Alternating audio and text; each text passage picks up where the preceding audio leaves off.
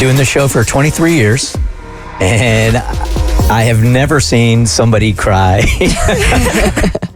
when the mics went on before a family meeting. But it is happening today. Now, if you are a long-time listener of the Bert Show, you know family meetings, like in your own homes, man, they could either be good or they can be bad, right? Family meeting time. Hey, I'm pregnant. That's a good one. Everybody's all happy about it. Bad family meeting, somebody passes away. On our show, a lot of times family meetings means somebody's leaving the show. That is bad. It's not often that they're good, but today we do a family meeting, and it is all centered on our producer, Rebecca.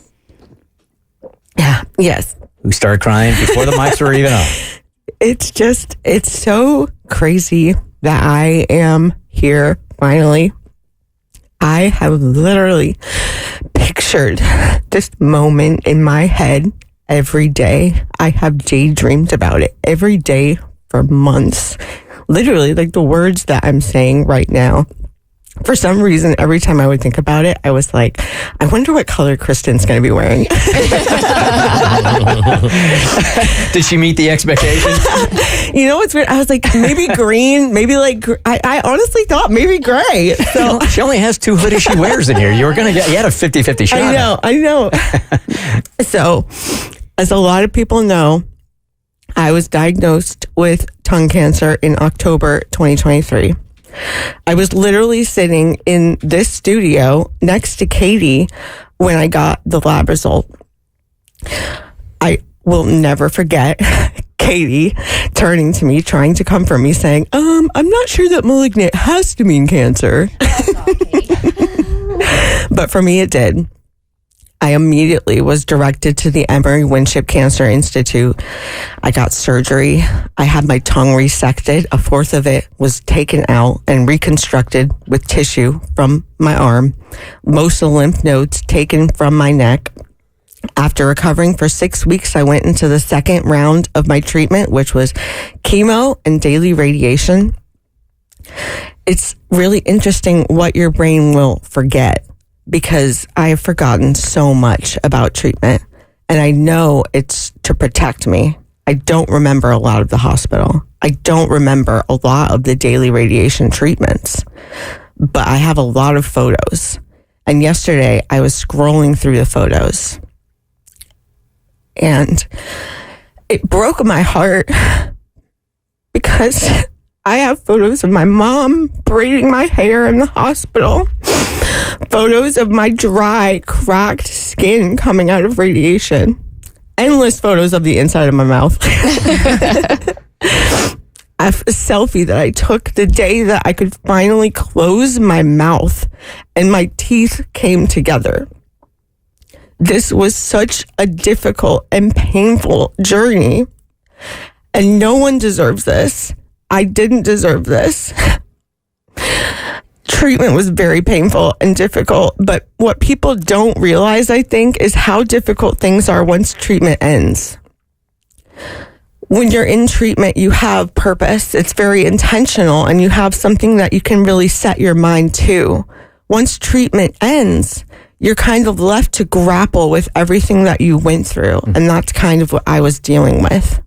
It's pretty difficult to explain how scary scans are to someone who has never been through this. I had 3-month scans post my treatment. They didn't go very well. I immediately was wheeled back into surgery and had all of the lymph nodes removed in my neck, because who needs them, honestly? After that surgery, I was scheduled again for the next 3 months, a second scan. In the 3 months leading up to that scan, I was spiraling. It's like I could see the days in front of me like they were mountains, each day just being a new climb that I would have to take. That scan was last week. I got the call this Monday, and I had my follow-ups with my doctors yesterday.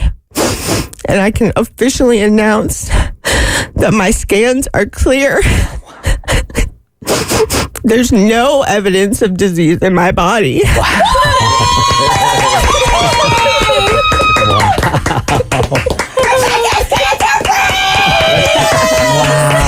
Incredible. Wow.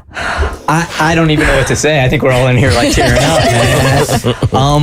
When you get that news, right, do you fully embrace it, or is there a safety mechanism where you're like, okay, maybe it's 99%, but 100% clear you're not quite buying into? Oh, yeah. I mean, it's funny because the lab result you get from the scans, which you get before you talk to your doctor, you cannot understand what they're saying. So it's like, I knew it was good, but I didn't know if it was 100%. So I'm like waiting to hear from my doctor. I'm like, what is going on? Like, what is this? And they called me and they're like, congratulations. And it was like a spell fell over my house. We all fell asleep. We all took a long nap.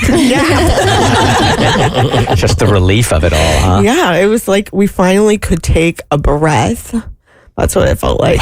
And you've been very intentional with the stories you've shared on the air. And I know this moment has been a long time coming, but you weren't ready to say anything about being cancer free or your body until you had the definitive proof that your body was in the clear. Every time we talked about it on the air, and I 100% understood, and you were so sweet because you're like, I hope it's okay.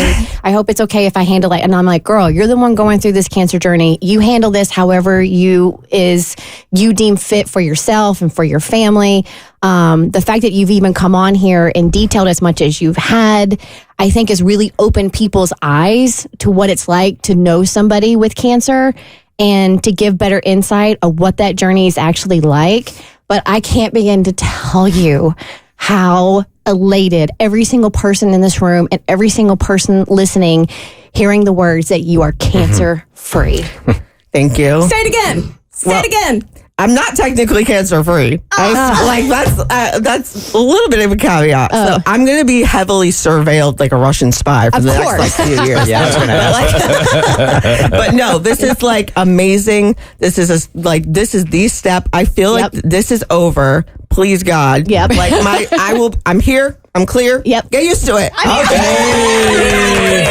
Hey, congratulations, Rebecca. Thank you. I'm here. I'm clear. Congratulations. Yeah, What a thank you. sense of relief you must have. I feel Unbelievable, amazing. man. The Bert Show.